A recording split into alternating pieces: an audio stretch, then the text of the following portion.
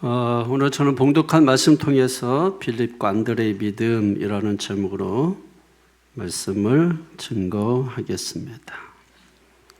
새해 복 받기 원하십니까? 복 많이 받았으면 좋겠습니까? 세상에서 말하는 복과 성경에서 말하는 복의 개념에 좀 차이가 있죠. 세상에서는 소유에 초점이 맞춰져 있어요. 누가 많이 갖느냐, 많이 소유했느냐. 성경에서는 소유보다는 존재에 초점이 맞춰져 있습니다. 이거 어떤 존재냐, 예수님을 믿는 존재냐, 예수님을 믿지 않는 존재냐, 거기에 맞춰져 있어요. 그래서 영어 단어에 보면은 세상에서 말하는 복은 happiness라, happiness. happiness는 happen에서 온 말이에요. happen이라는 것은 우연이에요, 우연. 우연히 부자 되고, 우연히 잘 되고, 우연히 성공하고, 우연히 집 사고, 모든 게 다 우연이에요. 근데 성경에서 말하는 복은 blessing이라, blessing. 그 blessing의 어원이 blood. 그 blood의 어원이 bleed. 피라는 거예요, 피. 그러니까 성경에서 말하는 그 복은 헌신, 또 희생, 그 이상의 복이 우리에게 주어진다는 것을 보여주는 것이거든요. 그런 의미에서 자신의 영적인 복, 또 육적인 복, 이런 모든 범사의 복을 다 포함한다고 볼 수 있는 것이죠. 성경에서 말하는 그 복이 진짜 복이다라는 것입니다. 진짜 복을 받기를 소망하십니까? 그러면 내 손에 아무것도 쥐어진 게 없을 수도 있어요.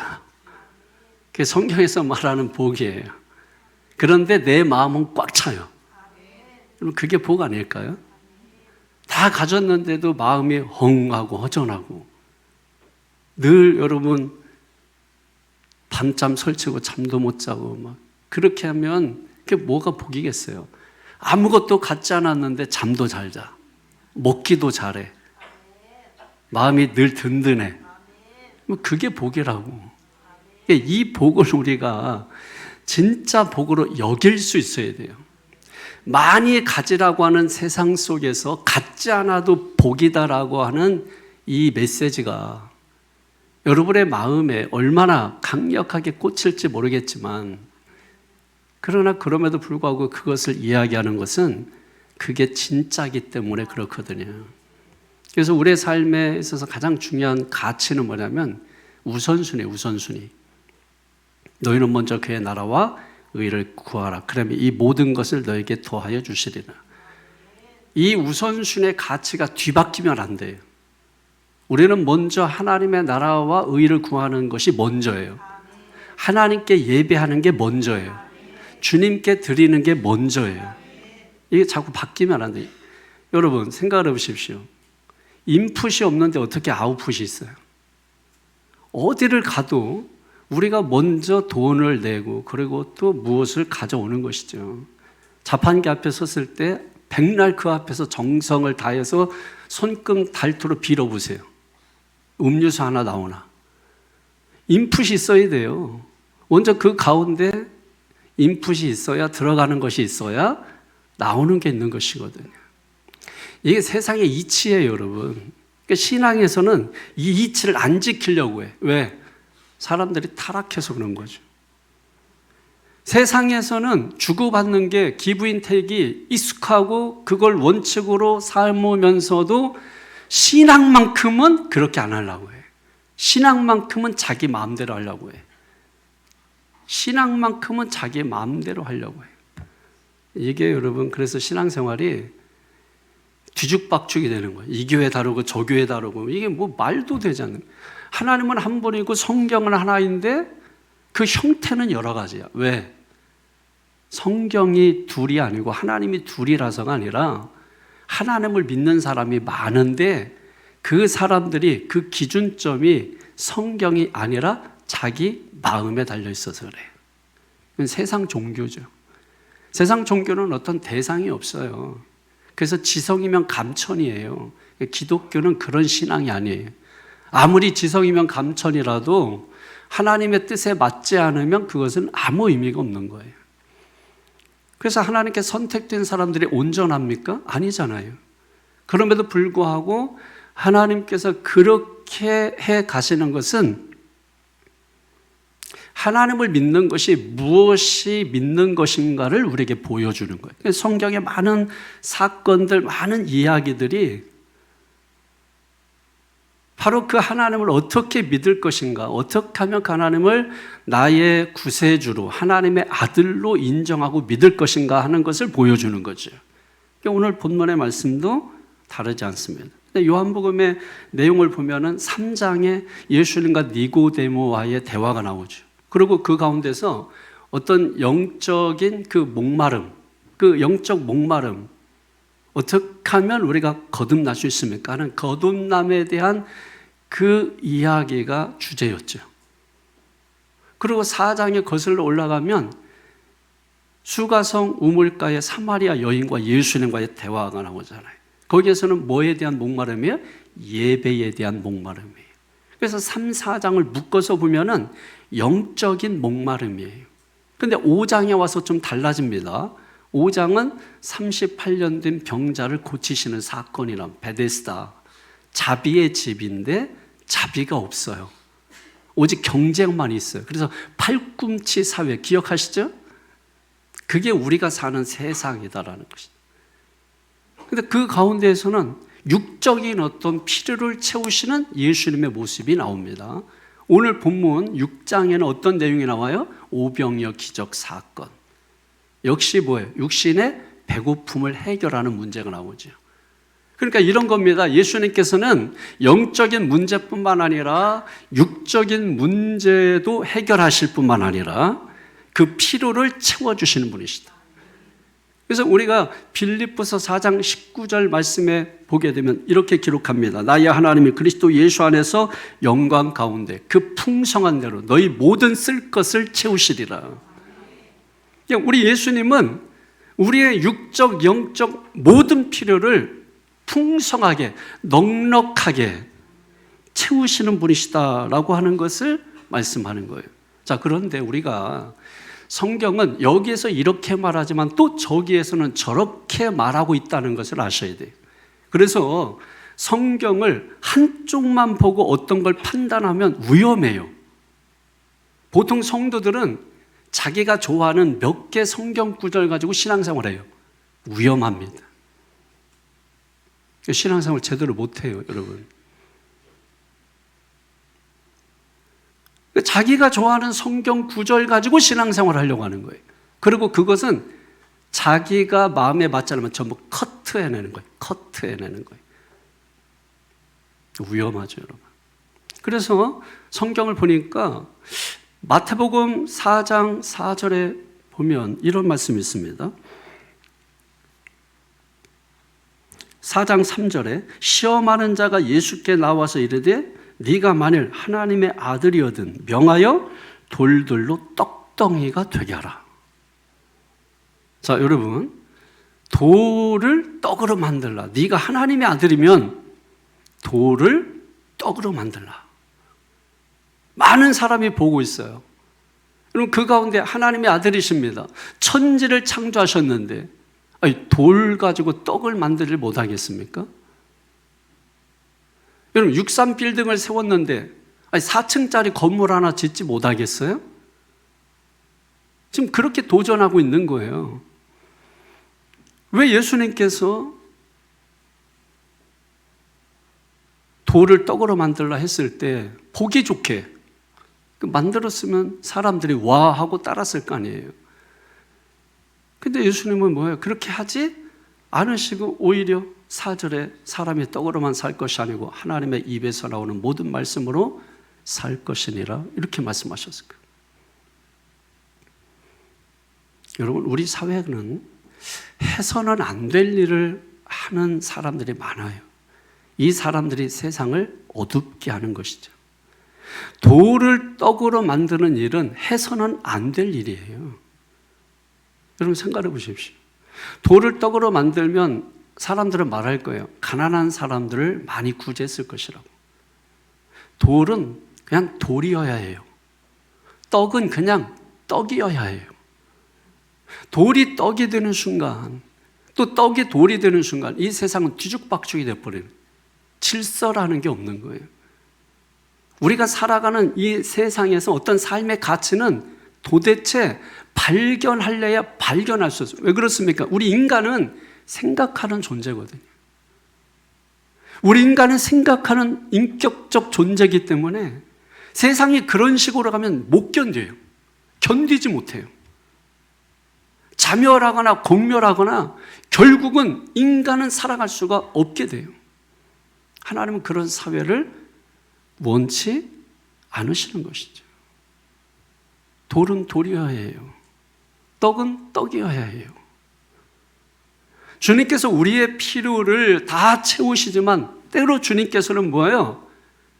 우리가 힘들다고 말해도, 우리가 어렵다고 말해도 그 상황을 지켜볼 수밖에 없는 때가 있어요. 왜? 돌은 돌이어야 하기 때문에, 떡은 떡이어야 하기 때문에 그런 것입니다.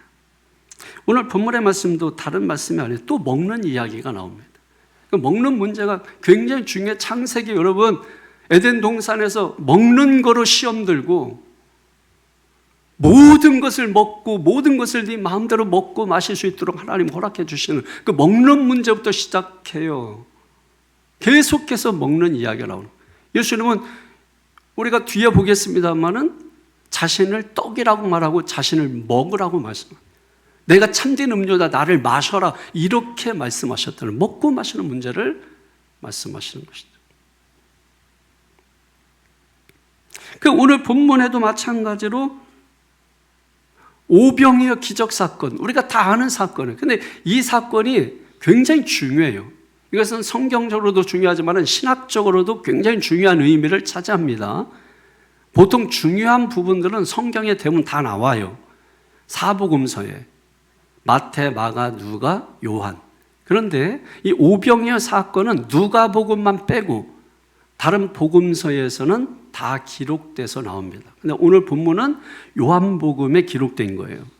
그러면 요한복음에도 기록되고 마태복음, 마가복음에도 기록되는데 굳이 성경 66권에 이걸 빼고 같은 내용을 빼고 다른 내용을 집어넣지, 왜 같은 내용을 여기도 넣고 저기도 넣고 저기도 넣고 그래서 다른 들어올 수 있는 그런 내용을 빠뜨렸을까, 뭐 이런 생각도 가질 수가 있는 것이죠.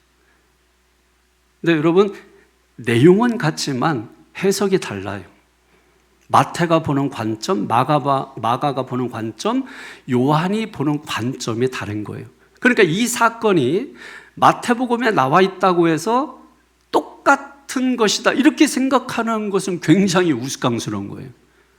다른 거예요. 그냥 사건만 같은 거지 마태가 보는 관점하고 요한이 보는 관점은 완전히 다른 거예요. 그래서 마태복음, 마가복음에서는 오병이어의 기적이라고 말하지만 요한복음에서는 표적이라고 말해요. 세메이온, 표적이라고 말하는 거예요. 여러분, 이정표와 같은 것이다. 이정표의 특징이 뭐죠? 내가 가고자 하는 방향을 가르치는 것이죠. 사인이라고 하는 거예요. 그러니까 요한복음은 어떤 기적 자체에 관심이 없어요.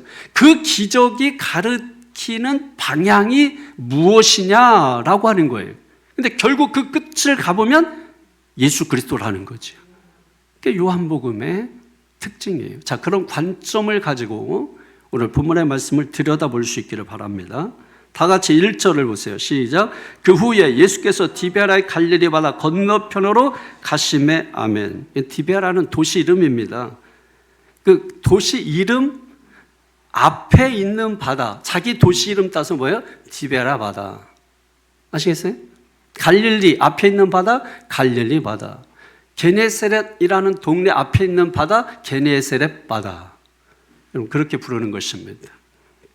원래 이 디베라 도시는 로마 황제 티베리우스 황제를 기념하기 위해서, 그러니까 원래는 티베리우스죠. 이걸 발음하기가 다 그러니까 디베라 이렇게 발음을 해버리는 것이죠. 그러니까 황제를 기념하기 위해서 만든 그런 도시예요. 당시 아주 상당히 번화했던 그런 도시로 알려져 있습니다. 이곳에 있던 예수님께서 바다 건너편으로 가셨다. 바다 건너편으로 가셨는데 그 건너편은 외진 곳이에요. 사람이 살기에 적합하지 않은 곳.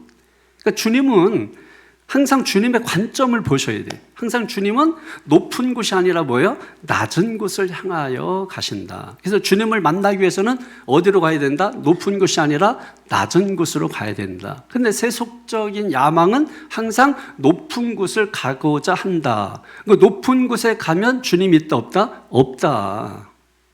그러니까 여러분이 돈 벌어서 예수 믿겠다 하는 거 가짜예요, 가짜예요? 가짜인 거예요. 성공해서 예수 믿겠다는 거 가짜야, 가짜예요? 가짜예요, 여러분. 우리의 처한 삶의 형편이 지금 예수님을 만나기에 딱 좋은 형편이라는 거예요. 응? 예수님이 바로 거기에 가셨다라는 것은 무엇이에요? 바로 우리의 삶에 예수님이 공격해 들어오신다. 예수님께서 우리의 삶에 들어오시는 것이다.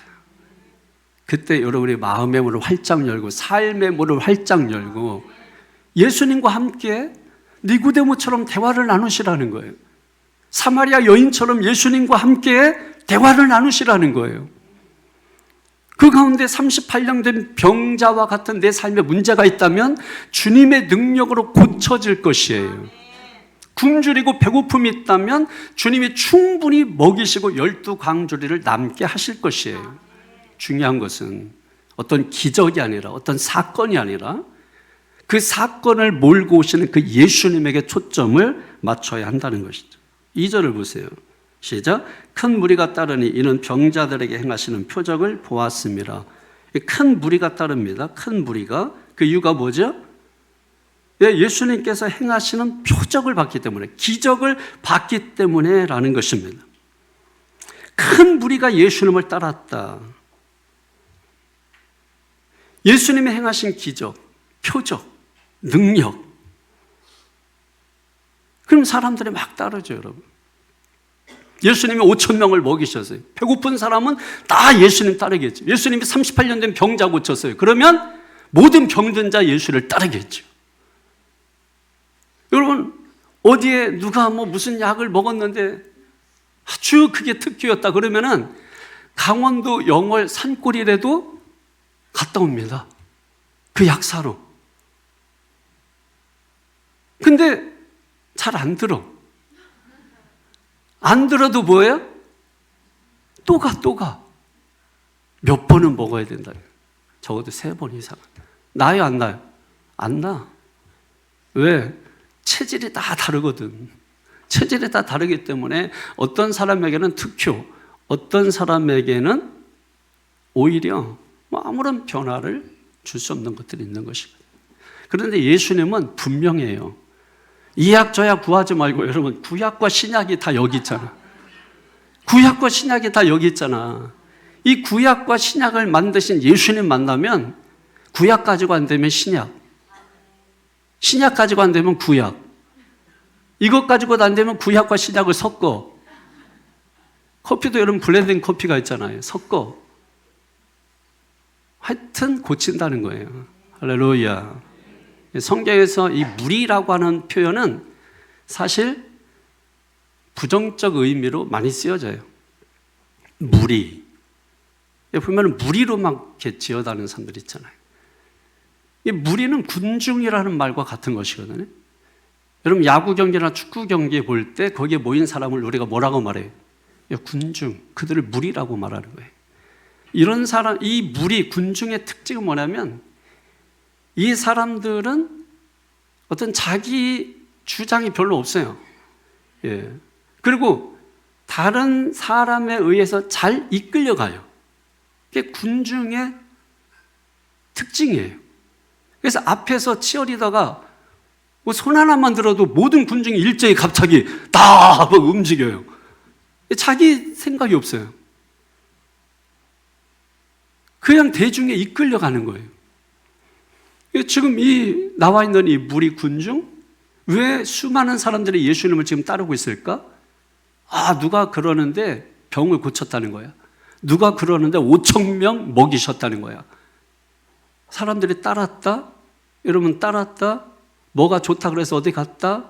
그 속에 뭐가 있을까요? 그 속에 뭐가 있을까요? 나도 한몫 챙길까? 나도 그런 기적 경험할까? 나도 내 소욕이 있고 탐심이 있고 탐욕이 있는 거죠, 여러분. 그래서 군중 무리가 생기는 겁니다. 백화점에 세일한다고 하면 어떻습니까? 그 이전부터 오픈하는 시간 훨씬 이전부터 뭐예요? 사람들이 모이기 시작. 왜 모일까요, 거기에? 그들은 그냥 무리예요, 군중이에요. 그냥 그 직원 한 명이 나와가지고 문을 열어주기만 하면 그 군중과 무리는 그냥 한 곳을 향해서 전력 질주합니다.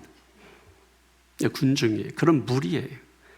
성경에서 굳이 큰 무리라고 말하는 것은 그런 어떤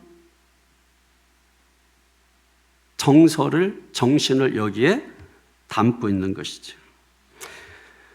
그래서 예수님은 이들을 피해서 산에 오르십니다. 3절에 보세요. 시작. 예수께서 산에 오르사 제자들과 함께 거기 앉으시니 아멘. 피하셨어요. 사람들이 많이 오면 좋잖아요. 사람들이 많이 몰려오면 좋잖아요. 교회에 사람이 많이 몰려오면 좋잖아요.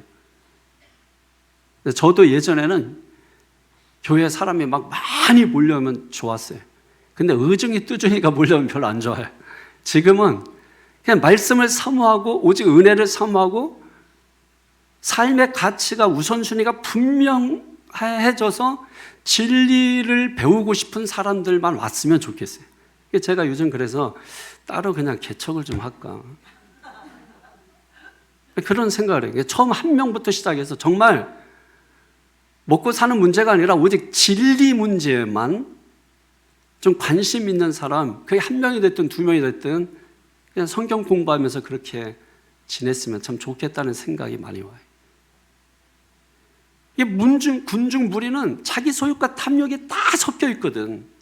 그러니까 이 말에도 걸리고 저 말에도 걸리고 그 말에도 걸리고 다 걸려.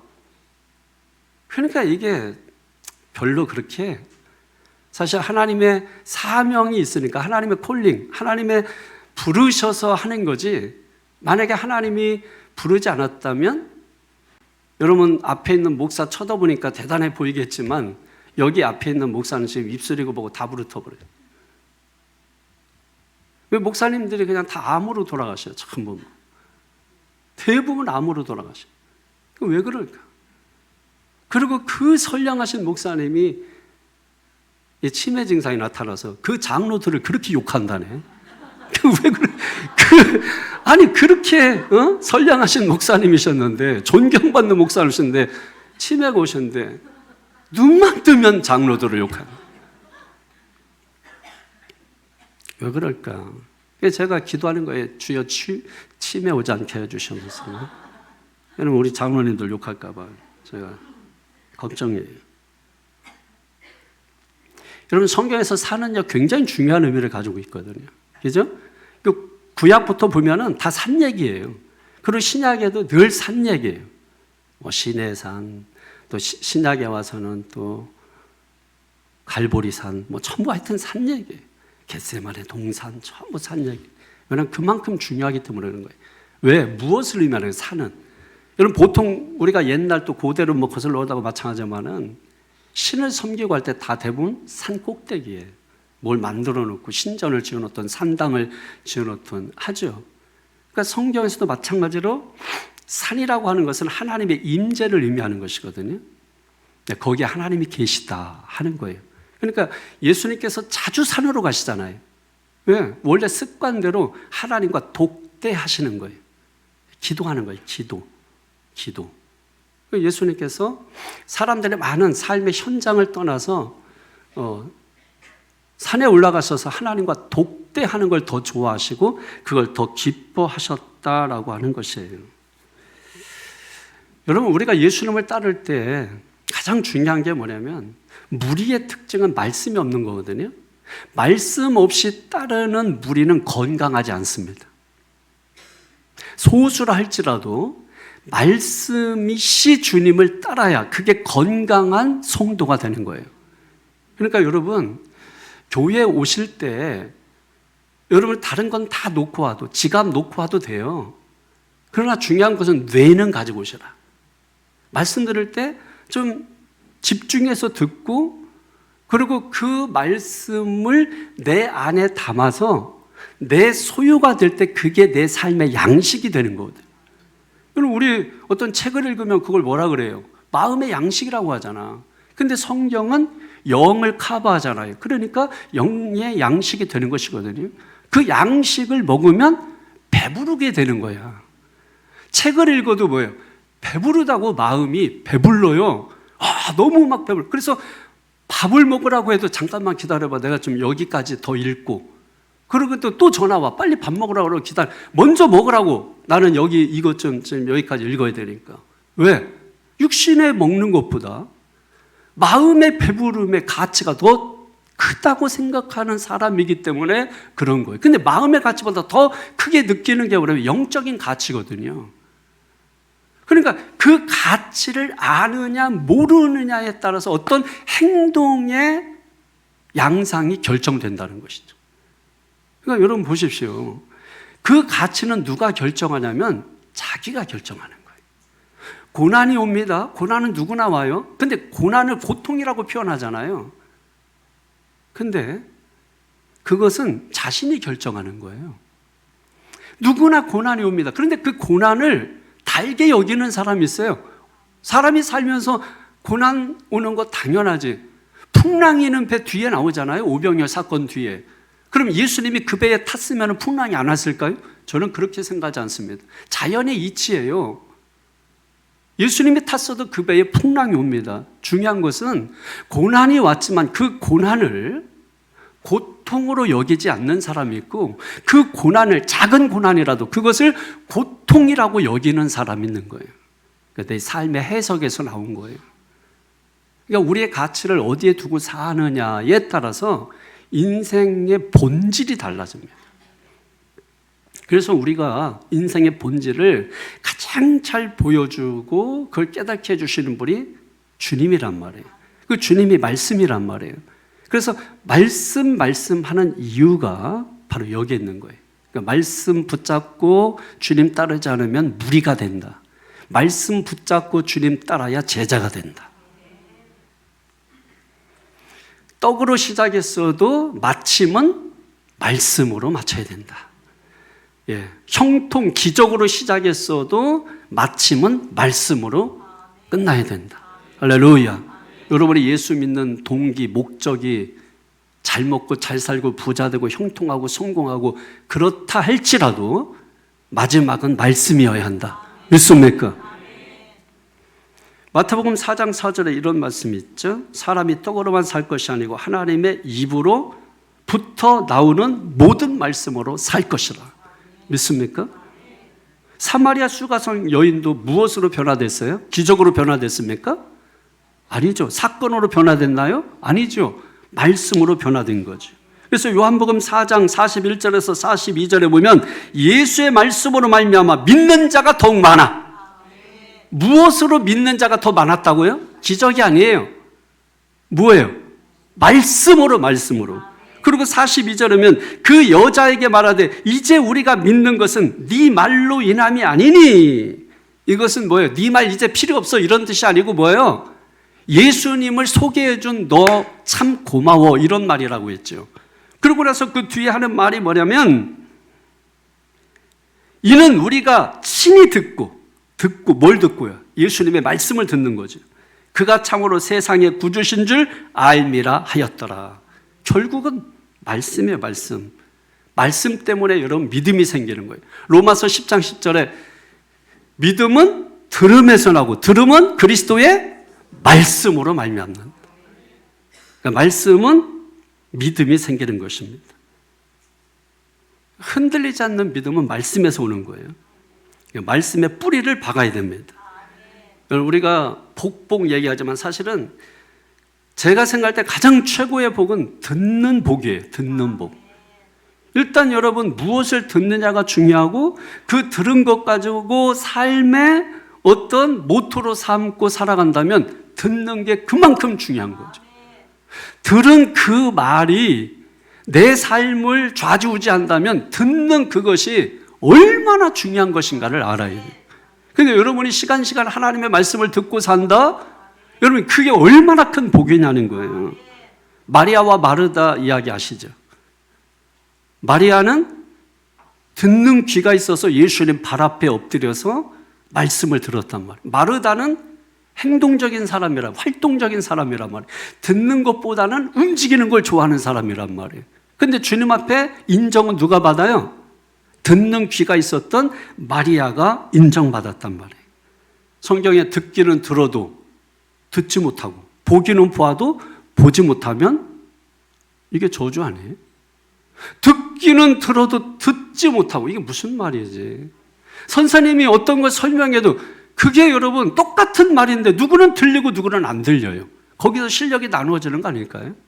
실력이 있다면 선생님이 하는 말이 다 쏙쏙 이해가 되겠죠. 쏙쏙 다 귀에 들어오겠죠. 그럼 선생님이 2번 얘기할 필요가 없겠죠.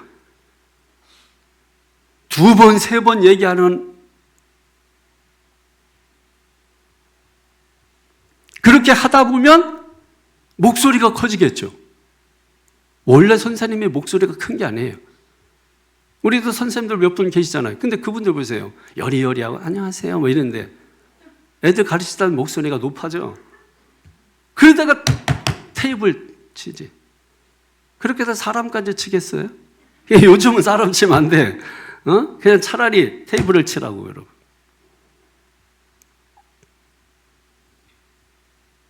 하나님의 말씀이 여러분 귀에 들려지는 게 엄청난 축복이에요. 믿습니까? 말씀 없는 모임은 무리예요, 무리. 교회에도 무리가 너무 많아. 예? 말씀 없는 이 무리들이 너무 많아. 말씀 없는 무슨 모임, 말씀 없는 무슨 모임. 그러니까 뭐 돈 자랑하고 거기서 또 실력 자랑하고 또 엉뚱한 거 자랑. 교회에서는 그럴 필요가 없어요, 여러분. 그런 거 다 없어도 돼요. 자꾸 신앙생활을 그런 거 의지해서 그런 거 해야 신앙이 좋아지나 이런 생각을 버리시라니까. 시간이 남으면 하는 거예요. 그런 거는 시간이 없으면 그냥 안 해도 되는 거야. 우리가 목숨 걸고 반드시 지켜야 되는 거는 예배예요. 말씀이에요. 그거 외에는 우리가 그렇게 목숨을 걸 만한 게 세상에 없어요. 진짜를 아는 게 중요한 거죠. 그거 하나 알고 우리 인생 마무리해도 인생 전혀 부족함이 없어요. 많이 가져서 인생이 의미를 찾는 게 아닙니다. 뭘 많이 소유해서 인생의 가치를 발견하는 게 아니에요. 넉마주의 인생이라 할지라도 진리 하나 붙잡으면 인생의 가치가 드러나는 거예요. 말씀 부재 신앙은 건강하지 않다. 항상 성도는 말씀이 토대가 되어야 된다. 본문 4절 말씀 보실까요? 시작. 마침 유대인의 명절인 유월절이 가까운지라. 아니, 갑자기 왜 유월절 말씀을 하실까요? 유월절이 뭔지는 아시죠? 유대인의 3대 명절 중 하나입니다. 그 중에 가장 중요하다고 생각할 수 있겠죠. 자, 이스라엘 백성들이 출애굽 전에 10가지 재앙을 내립니다. 그 마지막 재앙, 그 가운데 유월절을 행사를 치르죠. 그리고 그 행사를 마치고 어디로 들어갑니까? 광야로 들어가죠. 광야로 들어갑니다. 자, 그러면 오늘 성경에서 그 광야에 들어간 이스라엘 백성들에게 하나님께서 뭘 내려주십니까? 만나와 메추라기를 내려주시죠. 왜? 광야는 뭐예요? 먹을 것이 없는 곳이에요. 사람이 살 수 있는 곳이 아니에요. 오직 하나님만이 도와주셔야 살 수 있는 곳이거든요. 그래서 만나와 메추라기, 먹을 것을 광야, 빈들에서 내려주셨다. 자, 오병이어 기적 사건입니다. 어디에서 일어나죠?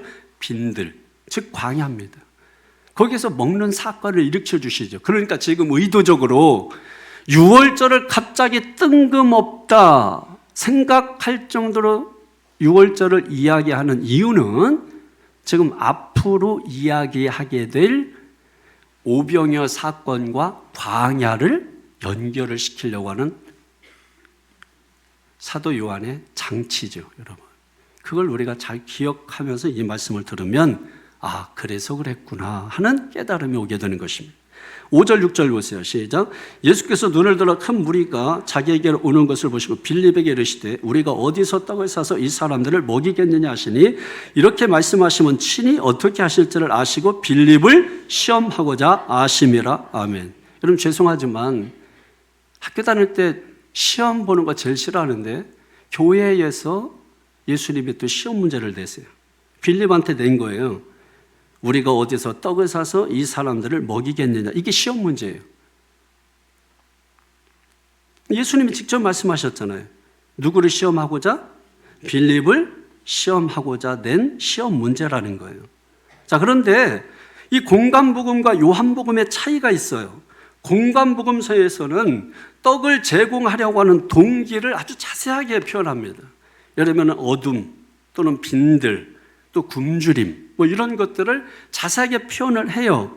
그러니까 예수님께서는 그런 빈들에서 굶주리고 있는 사람들을 배불리 먹이셨다 하는 예수님의 불쌍히 여기심, 관심, 사랑하심 이런 게 강조해서 드러납니다. 그런데 요한복음에는 그런 내용이 일체 없어요. 그냥 오병이어 기적 사건을 그냥 시작을 해요. 왜 그럴까요? 왜 다른 복음서에서는 충분히 그런 부분을 이야기하는데 오늘 요한복음에서는 그냥 빌립에게 질문으로 시작합니다. 그러면 사실은 말씀이 시험하기 위해서 낸 문제라는 거예요. 그래서 요한복음에서는 어떤 굶주림을 해결해 주시는 사람들의 어떤 배고픔이나 사람들의 어떤 결핍을 채워주는 그런 것으로 끝나는 것이 아니라 오히려 요한복음이 강조하는 것은 그거예요. 먹고 땡이 아니라는 거예요. 먹고 그것으로 끝이 아니라 우리가 먹는 이유가 있잖아요. 먹는 이유가 뭐예요? 살고자 하는 거 아니에요? 그냥 먹고 땡 그게 아니란 말이에요. 요한복음은 그걸 보여주는 거예요. 그걸 먹이신 예수님, 오병이어 기적을 일으키신 그 예수님, 물 위를 걸어오신 그 예수님에게 강조점이 있다는 것이죠. 어떻게 그 많은 사람들을 먹였죠? 여기에 강조점이 없어요. 그런 얘기가 일체 없어요. 그냥 그 기적을 행하신 그 예수님에게 온통 강조점을 둬요. 그 이유가 뭐죠? 예수님은 하나님과 하나다. 이걸 강조하는 거예요. 앞에 5장에서 예수님이 계속해서 여러 사람들을 증인으로 내세우면서 나는 하나님과 하나다. 다시 말해서 하나님이다 이런 말이죠, 여러분. 그거를 강조했던 것이죠. 그러니까 이 사건을 그 뒤에 일으키면서 결국 보여주시고자 하는 것은 뭐예요? 먹고 땡이 아니라는 거예요. 교회에서 여러분 밥 먹고 땡 그게 아니란 말이에요, 여러분. 그 다음이 있다는 그 다음을 우리가 볼 수 있어야 되는 것이죠. 그래서 빌립이 대답을 합니다. 7절 보세요. 시작. 빌립이 대답하되 각 사람으로 조금씩 받게 할지라도 200데나리온의 떡이 부족하리이다. 자, 예수님의 질문의 핵심이 뭐예요? 그냥 질문의 핵심. 이런 거예요. 예수님의 지금 질문하는 핵심 뭐냐면 너는 나를 믿니? 이거예요. 너는 나를 믿니? 그런데 빌립은 이 믿음의 문제를 수학 문제로 바꿔버려요. 머리가 비상한 거예요. 빌립이 그래서 머리가 좋은 거예요. 똑똑한 거예요. 아니, 믿음의 문제를 냈는데 수학 문제를. 자, 제가 이런 성도들 많이 봅니다. 교회에서 제가 설교한 것은 믿음의 문제를 제가 낸 거거든요. 근데 그거를 빌립처럼, 빌립 성도가 많아, 그래서 교회에. 빌립처럼 자기가 수학적으로 계산을 해버려. 이러면 배가 산으로 갑니다. 전혀 제가 말한 의도와는 전혀 다른 방향으로 가고 있는 거예요. 그걸 누가 틀었어요? 뱃머리를. 본인이 틀은 거야. 자기의 수학적인 계산으로. 여러분, 이게 너무나 많아요, 교회 안에. 이 빌립 같은 성도들이 교회에 너무 많다는 거예요. 그러니까 오늘 제목이 뭐예요? 빌립의 믿음, 안드레의 믿음. 제가 비교해 드리겠습니다. 자, 빌립은 한마디로 말해서 이 문제 너무 어렵다는 거예요. 풀 수 없다는 거예요. 불가능하다는 거예요. 자, 그때 누가 등장합니까? 너무 감사해. 안드레가 등장 안 했으면 어떡하지? 뭐 이런 생각 들어요. 안드레가 등장해서 이렇게 예수님께 질문합니다. 8절 9절 시작. 제자 중 하나 곧 시몬 베드로의 형제 안드레가 예수께 여짜오되 여기 한 아이가 있어 보리떡 5개 물고기 2마리를 가지고 있나이다. 그러나 그것이 이 많은 사람에게 얼마나 되겠사옵나이까. 아멘. 자, 안드레는 어린아이가 싸운 도시락, 그게 오병이요. 그 오병이가 뭐예요? 보리떡 5개 물고기 2마리. 그러니까 아기가 싸운 거예요. 그 다음에 이 보리떡은 그 당시 아주 미천하고 가난한 사람들이 먹는 떡이에요. 보리떡이니까 보리로 떡을 한 게 까칠까칠하고 맛있겠어요, 여러분? 그러니까 그 가난한 사람들이 먹는 떡을 상징적으로 보여주는 거죠. 근데 이 어린아이도 참 마음이 이쁜 아이예요. 그죠? 애들한테도 뭐 좀 줘 그러면 안 주는 애가 있고 그걸 주는 애가 있어. 사실 애기들도 자기부터는 먹어. 자기 입에다 넣고 남는 거 가지고 줄까 말까 고민하다가 이렇게 주는 애들이 있어요. 그럼 어때요, 여러분? 어른이지만 그거 뭐 먹고 싶어서가 아니잖아요. 착하다고. 그러면 해석을 해. 얘는 남한테 이렇게 주는 게 훈련이 돼 있다고. 뭘 훈련이야. 그냥 지순에 먹을 게 있으니까. 그리고 보니까 아빠한테 또 이만큼 있으니까. 사람은 그게 잘 안 된다니까요. 어쨌든 여기에 나와 있는 어린 아이는 마음이 이뻐요. 그 도시락을 줘요. 자기 도시락을. 이 아이가 좀 큰 아이 같아. 어떤 그 상황, 문제, 이 눈치로 잘 알아차린 것 같아. 그래서 이거면 되겠습니까? 하고서 이렇게 준 거예요, 아이가. 그리고 안드레는 또 뭐예요? 깊이 생각이 없는 애 같아. 빌립과 다르게 얘는 머리가 좀 나빠. 그래가지고 그 아이가 눈치채고 이거면 되겠어요? 하고 주니까 그래, 그거면 되지. 하고서 받아가지고 그거를 뭐예요? 그냥 예수님께 그냥 갖다 드려. 저는 여기에서 엄청난 걸 발견하는 거예요. 보통 사람들은요, 내 역량보다 큰 문제가 있으면 쉽게 그 앞에서 좌절하고 쉽게 포기해버리거든요. 어떤 것을 시도하려고 하지조차도 않아요. 여러분 한번 생각해 주십시오.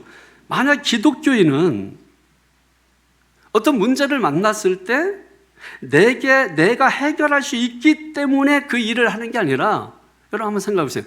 그 일을 내가 해야만 하기 때문에 하게 되는 경우가 더 많은 걸 기억하셔야 돼요. 교회에서 어떤 직분을 맡았습니다. 나는 그 자격이 없다. 나는 할 수 없다. 정답이죠? 그렇지만 우리가 꼭 정답 그거 붙들고 사는 건 아니죠. 그 이상이 있어요. 그 이상. 이게 뭡니까? 해야 할 일이기 때문에. 그럼 예수님이 십자가 지신 게, 여러분 그것이 할 만해서 십자가 지신 건가요? 예수님도 말씀하셨잖아요. 할 만하시거든 나를 십자가 지지 않게 해주십시오 그랬잖아요. 그러면 예수님이 십자가 지신 것은 할 만해서 지신 게 아니고 해야 할 일이기 때문에 십자가 지신 것 아니겠습니까? 그러니까 여러분 신앙생활 하면서 신앙생활 잘한다는 게 말로 하는 게 아니잖아요. 열매를 보아서 그 사람, 그 나무를 알 수 있다고 했잖아요. 열매. 말이 아니라. 내가 좋은 말하고 뭐 착한 말하고 그래서 착한 겁니까? 아니잖아요. 그 사람이 착한 행동하는 것 보고 착하구나. 이렇게 우리가, 어린아이가 이 도시락을 내준 것 보고 이 아이가 참 착하구나. 누군지 모르지만 도시락을 내준 거 보니까 착한 아이구나. 행동을 보고 열매를 보고 판단하는 거죠. 그러니까 여러분, 자가당착이라는 말이 있잖아요.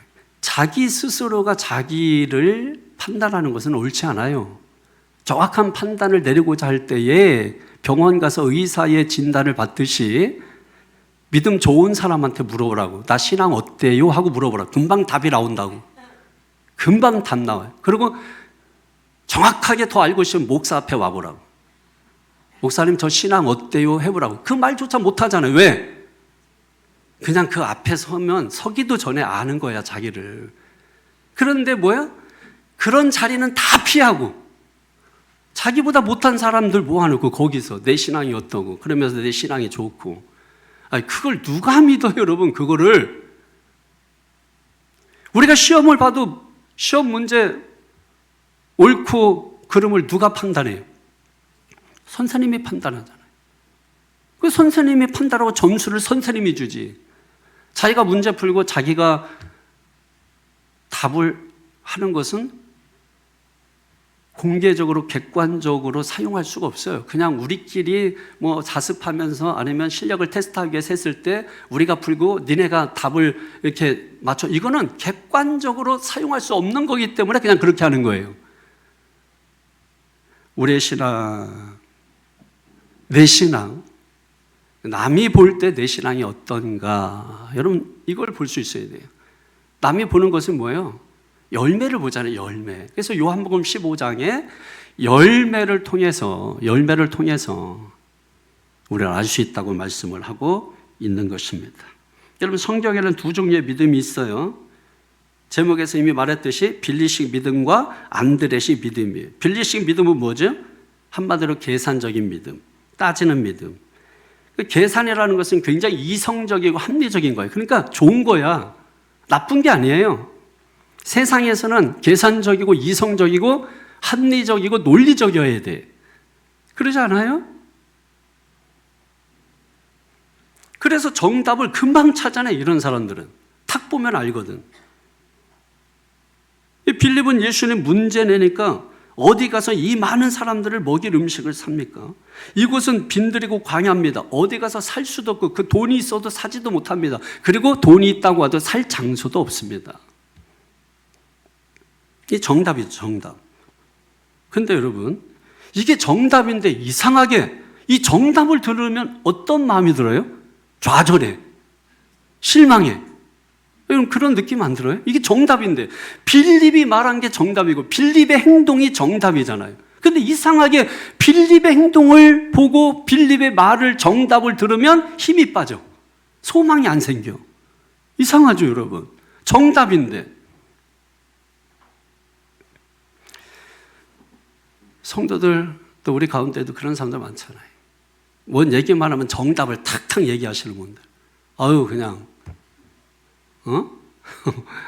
어때요? 힘 빠지잖아요. 이건 이렇게 해야 되고 저건 저렇게 해야 되고, 알기는 알겠는데 힘 빠지는 경우들이 많이 있단 말이에요. 너는 죄인이야, 정답이에요. 다음이 없어요. 그럼 그 사람이 희망이 있어요? 아니잖아요. 근데 그 주님은 너는 죄인이야 해놓고 뭐예요? 그 다음을 말씀하시기 때문에 우리에게 소망이 생긴다는 거예요. 빌립은 똑똑합니다. 계산적입니다. 그런데 뭐가 없어요? 말씀 앞에 순종과 신뢰가 없다. 말씀 앞에 순종과 신뢰가 없다. 왜 순종과 신뢰예요? 말씀을 들었는데 할 만하면 순종하면 되고, 내가 할 수 없으면 신뢰하면 되는 거예요. 내가 순종할 수 없다고 해서 말씀이 잘못된 거라는 이 판단은 너무나 어처구니 없는 거예요. 여러분, 우리가 세상도 마찬가지로 할 수 있는 게 있고 할 수 없는 게 있어요. 주님이 말씀하셨을 때도 내가 순종할 수 있는 게 있고 할 수 없는 게 있어요. 그래서 할 수 있으면 순종하고 할 수 없으면 신뢰하면 되는 거예요. 다시 말해서 주님께 맡기면 되는 거예요. 주님께 맡기면 내가 할 수 없는 일은 누가 하세요? 주님이 하시는 거예요. 그때 삶의 문제가 해결되는 거예요. 그래서 아까 초두에 맡기는 건 믿음이라고 했잖아요. 그게 있을 때 주님이 해결하신다고. 근데 빌립은 똑똑해 보이는데 순종과 신뢰가 없습니다. 낙심하고 불안해할 수밖에 없는 거죠. 이런 사람의 믿음이 바로 빌립식의 믿음이에요. 빌립이 했던 말 한번 들어보실래요? 그냥 지나가지 말고 7절에 시작. 빌립이 대답하되 각 사람으로 조금씩 받게 할지라도 200데나리의 떡이 부족하리이다. 똑똑하죠? 계산이 금방 나오죠, 그죠? 그런데 여러분, 이런 빌립의 말이 힘 빠져요, 힘이 생겨요? 힘이 쭉 빠져버려요. 5,000명이 들어요. 남자 장정말 5,000명이고 여성 어린아이 다 합치면 25,000명 정도 된다 그래요. 그럼 25,000명이 이 말 듣고 힘이 쭉 빠져버리는 거예요. 이 이야기는 사실은 구약으로 거슬러 올라가도 있어요. 가나안 땅을 정탐했을 때 12명이 갔는데 10명의 사람들은 똑똑하죠. 계산적이죠. 논리적이죠. 수학적이죠. 그래서 정답을 냈어요. 안 됩니다. 근데 정답인데 힘 빠져. 근데 2명은 뭐예요? 안드레식 믿음을 가지고 있었어요. 똑똑하진 않아요. 그냥 무조건 뭐예요? 하면 됩니다. 이러는 거예요. 근데 주님은 누구를 인정하셨어요? 2 사람의 믿음을 인정하신 것이. 자, 오늘 또 다를까요? 성경은 여러분 같은 내용이 계속 반복하는 거예요. 오늘 광야 얘기 나오잖아요. 성경에서 구약의 광야 얘기 있는 거예요. 똑같은 얘기 지금 반복하고 있는 거예요. 그럼 안드레식의 믿음은 무엇인가? 그거예요. 안드레는 뭐예요? 할 수 있는 거 했어요. 할 수 없는 거는 주님의 손에 맡겼어요. 그게 안드레예요. 자, 예수님께서 문제 냈어요. 야, 너희들 중에서 이 많은 사람을 어떻게 먹일 수 있는지 너희들 한번 이 문제 풀어봐. 그랬더니 안드레는 자기가 할 수 있는 거, 어디 먹을 거 있나 돌아다닌 거야. 그걸 할 수 있잖아. 예? 그건 할 수 있잖아. 그럼 군에 갔을 때 처음에 이렇게 고참들이 골탕 먹일 때 하는 게 뭐냐면 이 성냥개비 하나 주고 집을 한 채 지라 그래. 저보고 성냥개비 하나 주고 집 지라 그래. 빌립 같은 군인이라면 선배님, 이 말이 됩니까? 제정신이에요? 성냥개비 하나 가지고 집을 어떻게 지어요? 집을 지으려면 적어도 나무에 어느 정도 양이 필요하고 쇠면도 필요하고 뭣도 필요하고 딱 해서 딱 5억 3,200만 원이라는 돈이 나오면 다 이게 나온단 말이에요. 그러면 걔는 엎드려 있을게 해가지고 몽둥이를 그냥 비 오는 날 먼지나게 만든 거예요. 근데 성냥개비 하나 딱 주잖아요. 안드레식 군인은 어떻게 했냐면 예, 알겠습니다. 집 짓겠습니다. 그리고 나서 그냥 땅 파는 흉내하는 거예요. 그 앞에서. 그리고 성냥개비 가지고 그냥 막 톱질하는 흉내내고 그러면은 고참이 앞에서 웃어요. 아하하 껄껄 웃으면서 일어나 딱 하고 지금부터 얘 건드리는 놈은 나 제대할 때까지 얘 손가락 하나 건드리는 놈은 그냥 놔두지 않겠어. 얘는 그때부터 그 병장의 신임 속에서 누구도 건드리지 못하는 아이가 돼버려요. 아시겠습니까? 안드레식 믿음이 무엇인가를 여러분 볼 수 있어야 돼요. 안드레는 뭐예요? 자기가 할 수 있는 거 했잖아요. 돌아다닌 거야. 돌아다녔어. 도시락 하나 얻은 거예요. 그 자기가 한 거죠. 그 다음에는 뭘 할 수 없어. 그걸 가지고 5,000명을 먹이는 건 지가 할 수 없는 거야. 지가 할 수 없으니 주님을 신뢰하고 누구에게 맡겨요? 주님, 이거 있는데 이것 가지고 어떻게 할 수 있을까요? 하고 주님께 맡겨버린 거야. 믿음이 와줘요. 뭔지, 믿음이 뭔지가? 왜 빌립과 안드레가 차이가 뭔지 아시겠어요? 그러니까 주님이 그걸 받으시고 축사하시고 나눠주니까 뭐예요? 요한복음은 또 예수님이 직접 나누죠. 근데 다른 복음서는 제자들 통해서 나눠주고 요한복음은 계속해서 주님을 강조하는 거예요. 나도 이런 기적 일으킬 수 있다. 나도 귀신 쫓아. 이렇게 가는 게 잘못 가는 거예요. 그걸 행하신 주님을 보라는 건데 우리는 주님이 행하신 거 나도 할 수 있다 하면서 자꾸 엉뚱한 길로 가는 게 문제인 거예요. 신앙이 빗나가는 거예요. 빗나가는 거. 빗나가는 게 뭐예요? 하마르티아. 그게 죄라는 거예요, 여러분. 근데 우리가 죄를 죄인 줄 잘 모르기 때문에 죄를 행하고 있는 것입니다. 안드레 할 수 없는 것을 주님 앞에 드려서 주님이 행하셔서 믿습니까? 그래서 맡기는 게 뭐다? 믿음이다. 9절을 보세요. 시작. 여기에 한 아이가 있어 보리떡 5개 물고기 2마리를 가지고 있나이다. 그러나 그것이 많은 사람에게 얼마나 되겠사옵나이까? 답은 아니라는 거야. 이게 답은 아니지만 주님이 알아서 하시겠지 하고 주님께 맡긴 거야. 아니, 주님이 명령하셨으니까 문제 내셨으니까 내가 할 수 있는 것만 하면 되고 할 수 없는 건 주님이 하시겠지 하고 주님께 맡긴 거야. 자, 여기서 우리가 발견해야 될 게 뭐냐면 믿음에 있어서 중요한 게 뭐냐면 눈치예요. 눈치가 없으면 코치라도 있어야지. 눈치 코치. 에?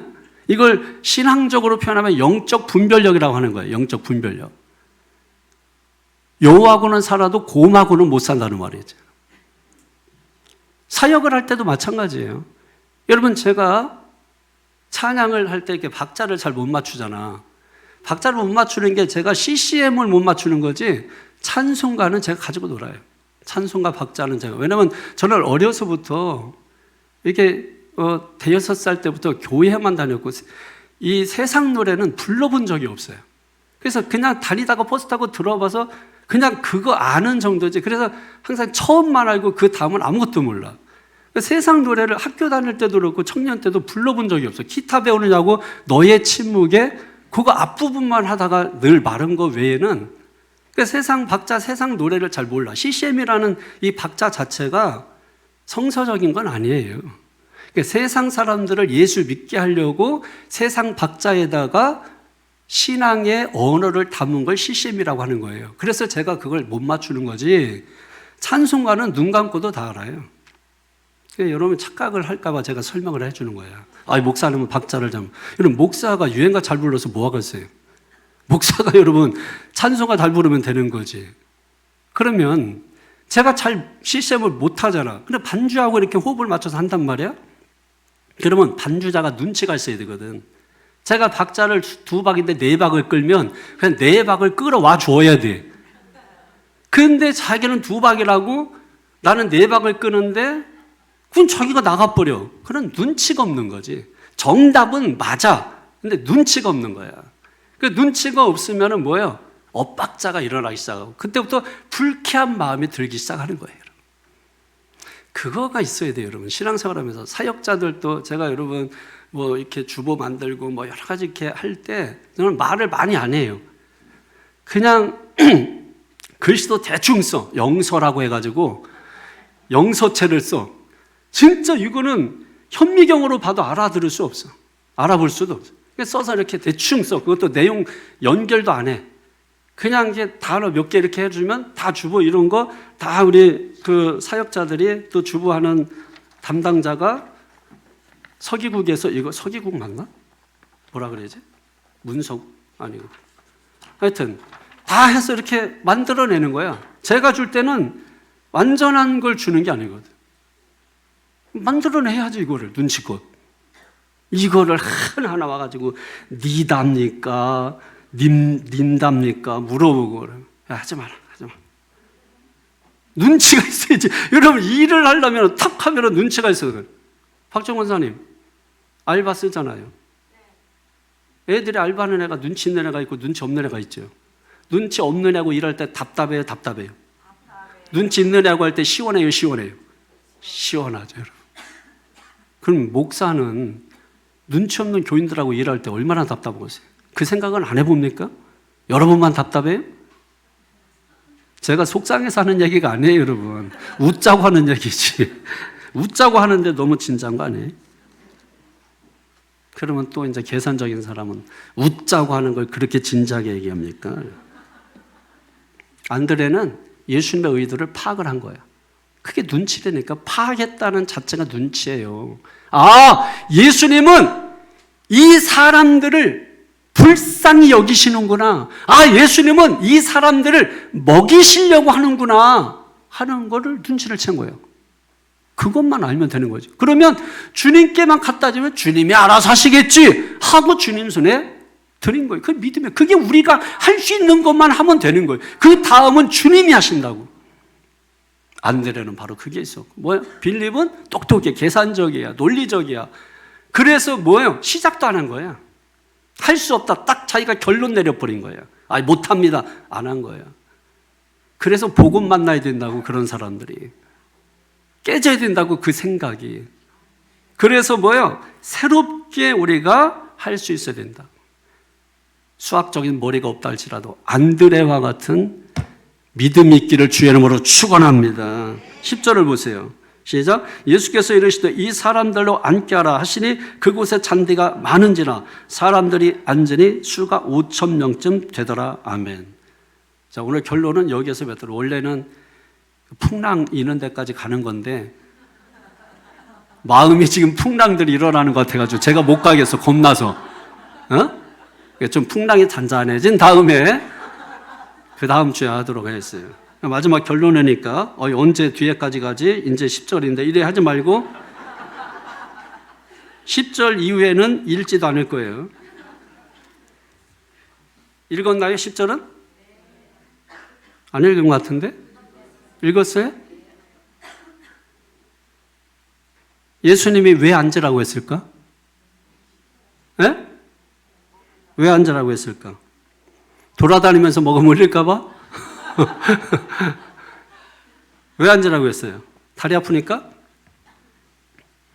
여러분 이런 거 있잖아요. 그러니까 우리가 사람들을 볼 때 활동적인 사람이 있고 관조적인 사람이 있단 말이에요. 이렇게 좀 활동하는 거 싫어하고 어디 가자고 해도 그냥 집이 좋다 그러고 뭘 뭐 사준다고 해도 그냥 집에서 있는 게서 먹는 게 좋다 그러고 이 관조적인 사람이 있고 활동적인 사람들이 있어요. 움직이기 좋아하고 막 이렇게. 근데 우리가 깊이를 볼 때는 좀 뭐예요? 앉을 필요가 있어요. 여러분 활동하고 많은 일을 만나고 많은 사람들을 만나다 보면은 좀 깊이가 부족해요. 활동적인 사람들은 그래서 좀 깊이가 좀 이렇게 부족할 수가 있습니다. 활동적이면서 깊이까지 있다 이런 사람 만나기는 쉽진 않아요. 근데 관조적인 사람들은 뭐예요? 앉아 있다 보니까 뭘 많이 하겠어요? 생각을 많이 해. 이 생각 저 생각.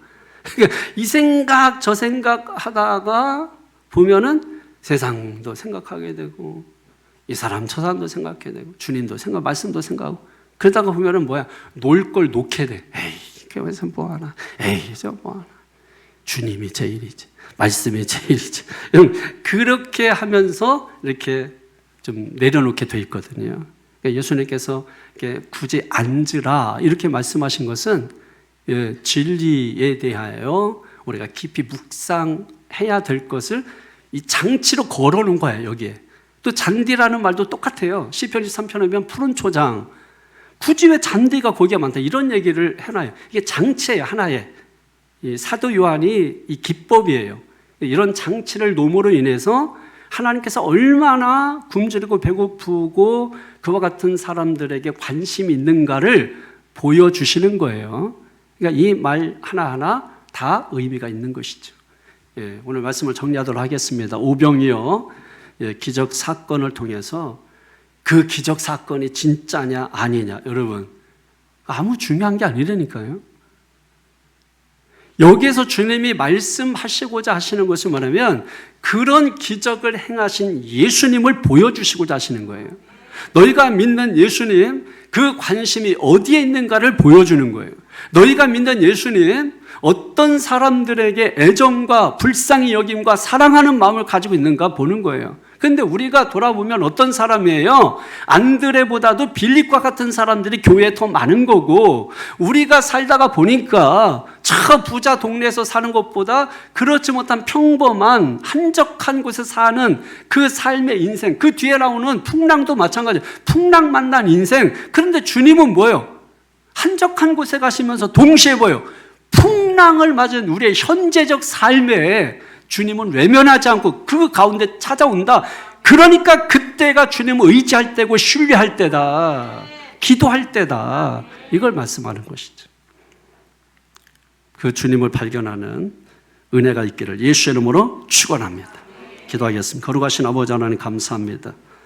한 해 동안 우리가 말씀 생각하며 말씀을 묵상하며 여기까지 오게 하셔서 하나님 감사합니다. 얼마나 감사한지 말씀을 생각할 때마다 우리의 부족함을 깨닫지만 그 부족함을 채워주시는 주님이 계시기에 내 부족함이 드러나는 것이 부끄럽지 않고 내 부족함을 오히려 드러낼 때 하나님의 도우심을 적극적으로 경험할 수 있게 되니 오히려 하나님 앞에 감사드립니다. 내가 죄인임을 고백할 때 오히려 그 죄를 용서해 주시는 주님을 만나게 하시니 참으로 감사합니다. 한 해 동안 보살펴 주시고 인도해 주셔서 감사합니다. 빈들에서 먹을 것이 없어 굶주린 그 인생과 같은 나에게 찾아오셔서 배부르게 해주시고 채워주시니 하나님 감사합니다. 주님의 은혜를 기억하며 받을 은총을 기억하며 내게 주어진 현실의 삶을 회피하지 아니하고 주신 말씀 믿음 붙잡고 적극적으로 대처해 간다면 일하시는 우리 하나님을 통해서 기적을 만나게 될 줄로 믿습니다. 이 은혜가 우리 모두에게 임하도록 주님 축복하여 주옵소서. 영광 돌리며 예수님 이름으로 기도하옵나이다. 아멘.